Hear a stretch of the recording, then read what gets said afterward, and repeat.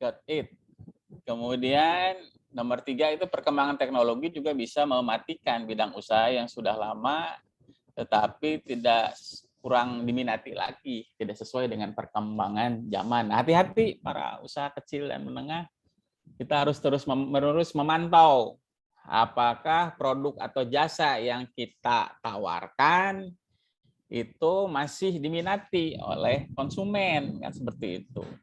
Jangan sampai produk-produk yang kita tawarkan itu sudah kurang diminati oleh para konsumen karena adanya perkembangan zaman dan teknologi seperti itu. Apalagi produk-produk yang memiliki investasi yang tinggi. Nah, itu kan sangat rugi kalau investasi yang besar tetapi penjualannya itu terus berkurang, kan seperti itu. Contoh sehari-harinya banyak ya, contoh sehari-harinya banyak industri yang karena perkembangan zaman itu mulai berkurang peminatnya, seperti itu.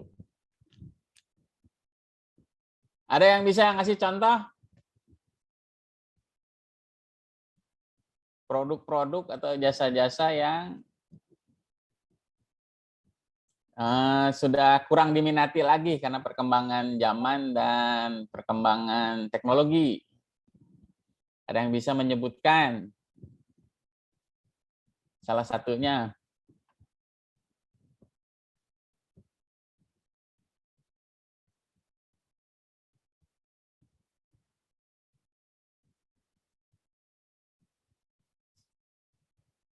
Halo, ada yang sudah terpikir mengenai produk-produk yang sekarang kurang diminati karena perkembangan zaman dan teknologi?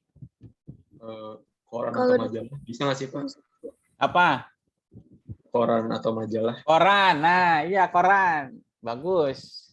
Koran dulu zaman saya kecil koran itu banyak diminati karena kan kita perlu pengetahuan, perlu berita-berita yang update. Itu koran-koran ibu kota, koran-koran yang ternama itu banyak yang membeli, kan seperti itu.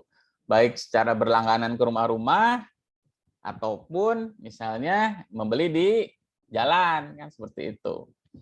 Membeli di tukang asongan koran, loper koran, kan seperti itu. Nah, itu banyak yang diminati, kan seperti itu, karena orang-orang perlu berita-berita yang update, kan seperti itu. Nah, sekarang bagaimana? Sekarang itu koran-koran mulai ditinggalkan, kan seperti itu. Orang jarang yang beli koran sekarang, seperti itu. Kenapa?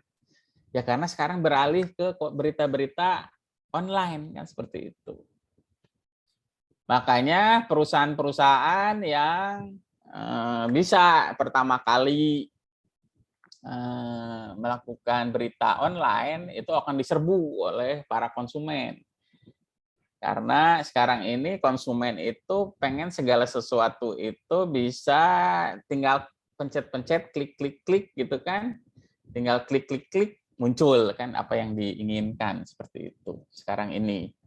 Jadi nggak perlu harus nyari loper koran atau penjual koran dulu gitu kan, langsung di handphonenya sendiri ada berita apa nih sekarang, berita terbaru kan seperti itu, klik keluar kan seperti itu.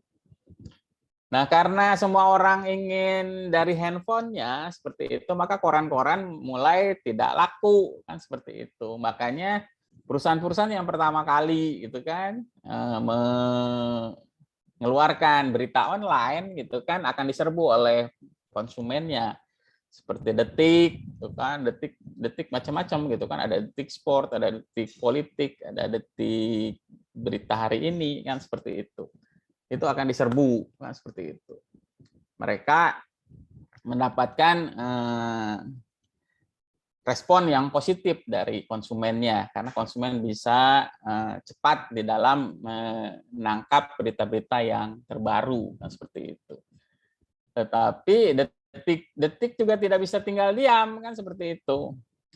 Ketika misalnya pemain-pemain lama, nah ketika pemain-pemain lama mulai sadar gitu kan dengan perubahan tersebut gitu kan, walaupun terlambat tapi mereka berusaha untuk mengikuti perkembangan zaman seperti Kompas gitu kan, Pikiran Rakyat, Tribun mulai masuk ke online, maka Detik akan mendapatkan persaingan yang sangat ketat kan seperti itu.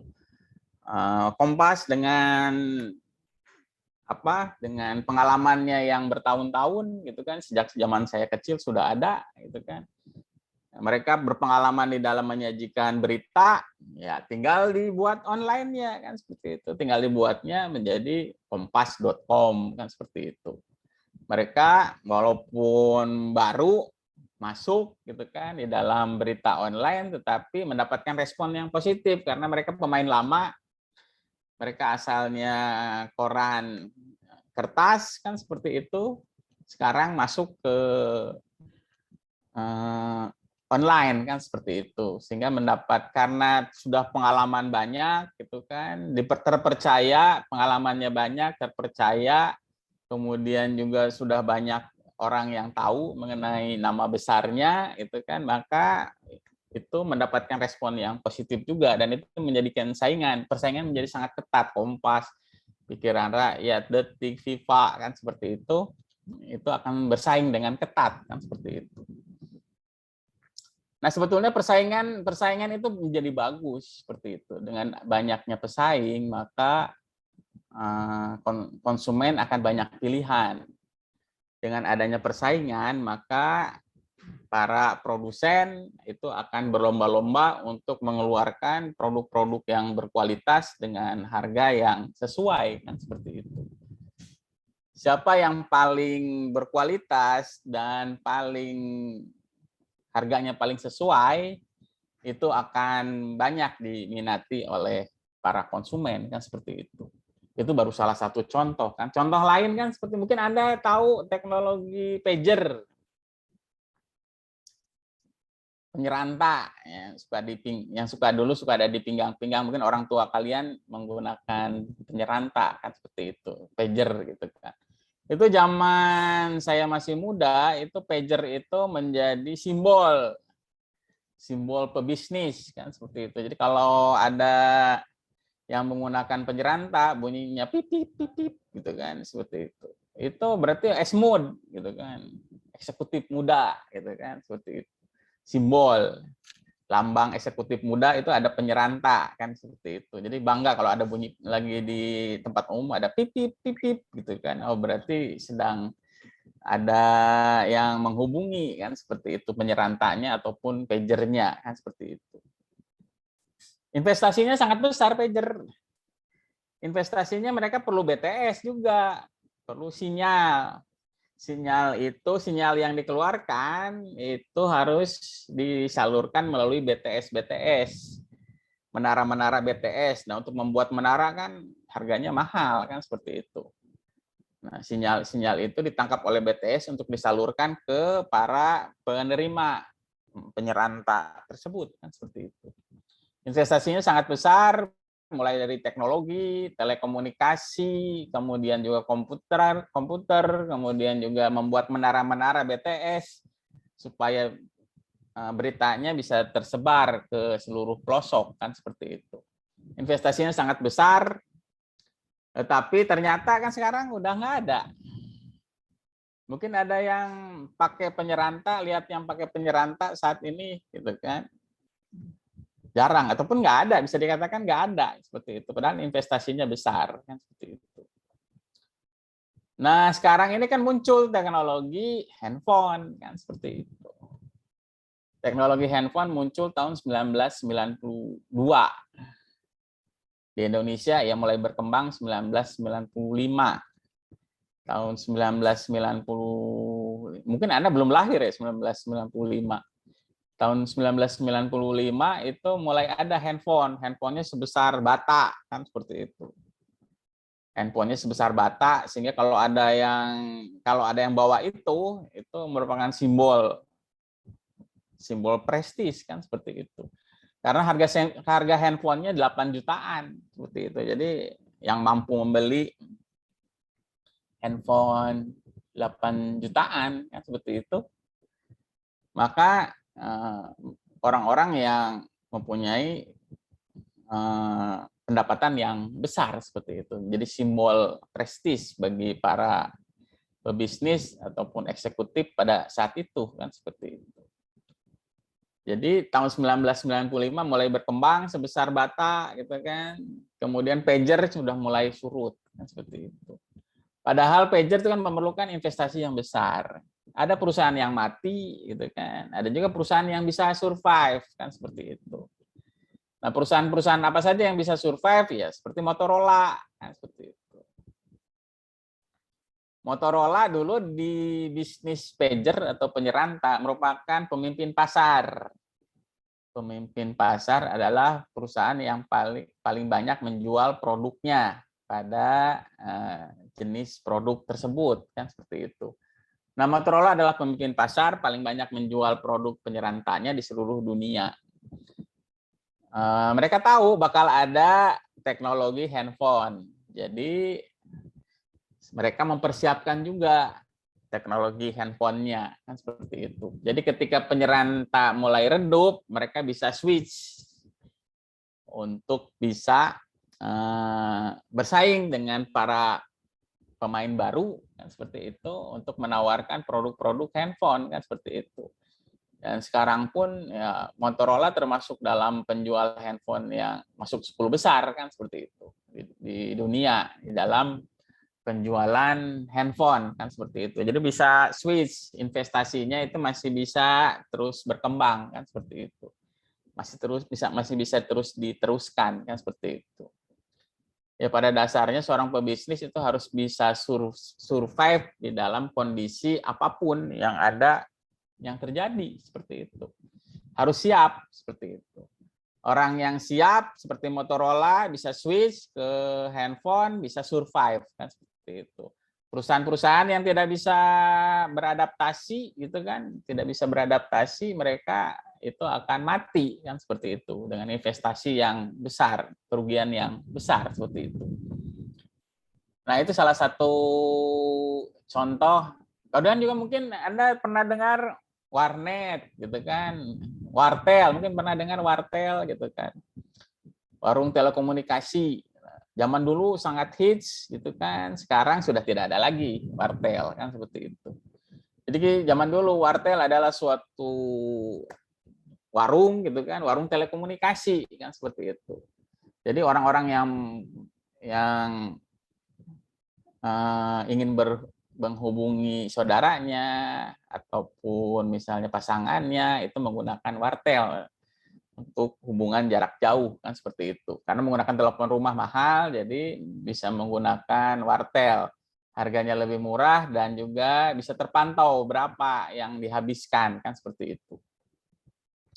Jadi zaman dulu wartel itu setiap orang itu pada malam minggu itu pada ke wartel yang mempunyai pacar yang RLR gitu kan, yang long distance kan seperti itu, jarak jauh gitu kan, mereka menghabiskan kerinduannya di wartel ketika malam minggu tiba gitu kan, jadi bisa berhubungan walaupun jaraknya jauh kan seperti itu, masih bisa membina hubungan dengan setiap minggu gitu kan melakukan telepon melalui wartel kan seperti itu.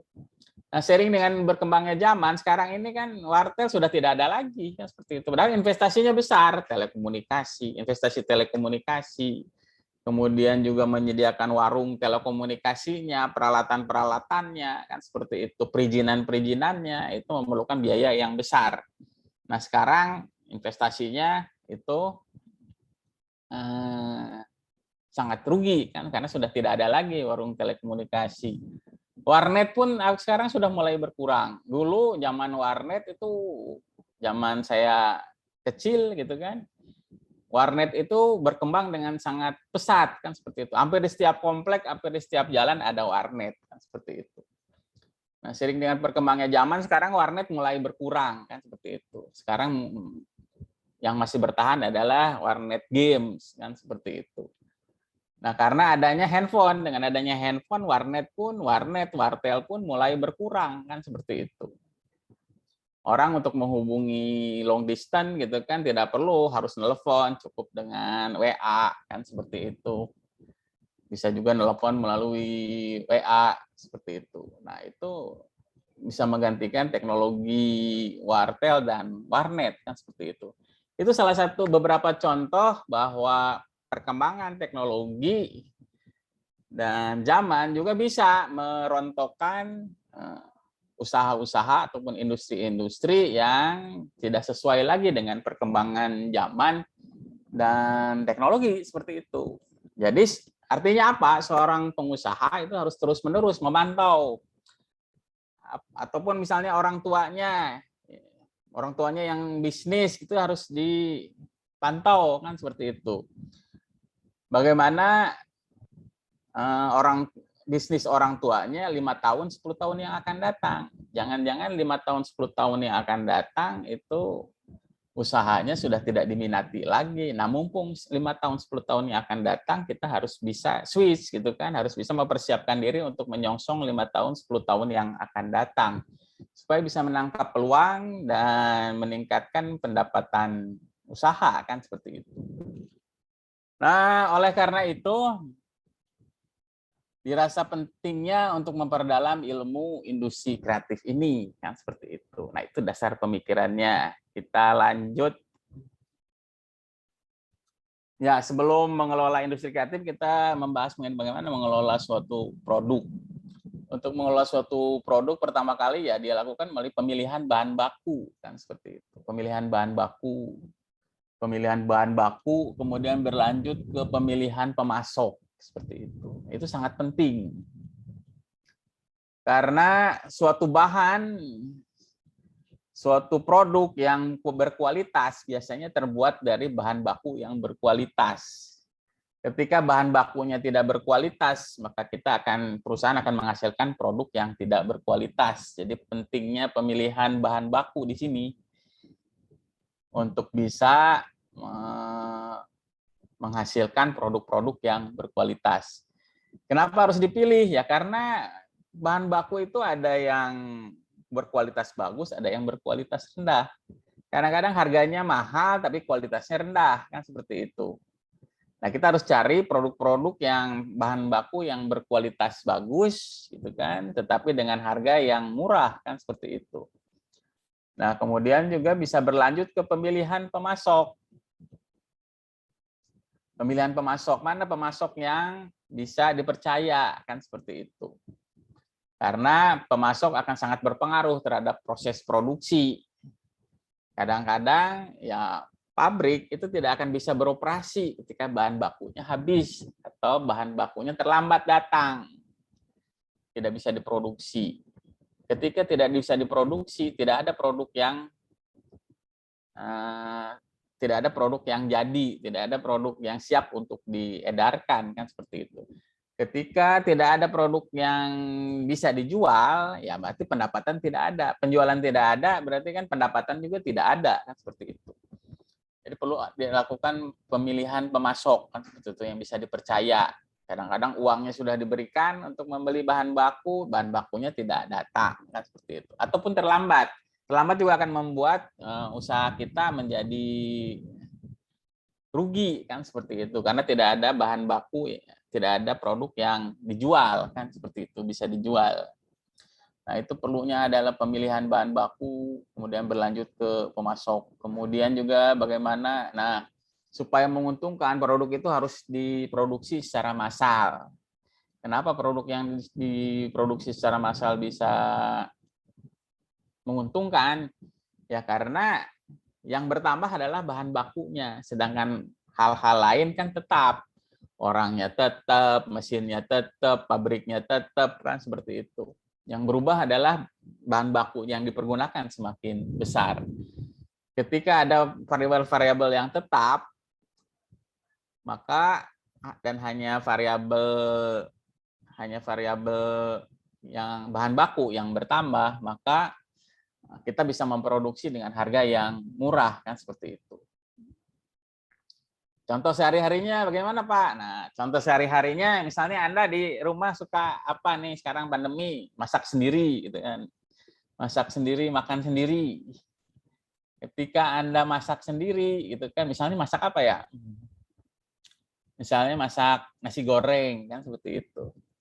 Masak nasi goreng, itu kan ada bahan-bahannya. Nah, bahan-bahannya kan harus dibeli. Bahan nasi goreng apa aja? Ya, ada telur, kan seperti itu. Ada juga cabai, kan seperti itu. Lombok. Nah, kalau Anda beli telur, Anda nggak bisa beli telur 1 biji. Anda tidak bisa beli 1 buah. Berapa biasanya Anda beli telur? 1 kilo. Gitu kan. Mungkin ada yang tahu sekarang harga telur 1 kilo berapa? Sekitar 20 lebih, ya, ada 24. Sekarang harga telur mulai naik, kan seperti itu. Nah, para pengusaha juga harus tahu, harus nyetok yang banyak, gitu kan, supaya membeli ketika telurnya sedang murah, kan seperti itu. Nah, telur sekarang sedang naik, kan seperti itu. Nah, beli telur 1 kilo, 1 kilo misalnya 24.000, gitu kan. Satu telur 24.000. Terus perlu apa lagi? Cabai, gitu kan, cabai lombok, cabai combok nggak bisa beli satu biji, 1 buah nggak bisa. Bang beli lomboknya 1, nggak bisa Bu, kan seperti itu. Nggak bisa Pak, seperti itu. Harus beli misalnya 1/2 kilo atau 1 kilo malah. Harus beli 1 kilo. 1 kilo berapa? Harganya mahal kan, misalnya 50.000, kan seperti itu. Kemudian apalagi daging. Beli daging gitu kan, beli daging sapi, ya nggak bisa beli daging sapi misalnya cuma 1 ons ataupun 10 ons, nggak bisa kan seperti itu. Beli daging sapi ya minimal 1/2 kilo ataupun misalnya 1 kilo. 1 kilo aja sudah di atas 100.000 gitu kan. Kalau 1/2 kilo ya sekitar 50.000 lebih kan seperti itu. Dari bahan-bahannya aja mahal kan seperti itu. Jadi kalau bikin sendiri mahal, lebih mahal ya lebih baik kan beli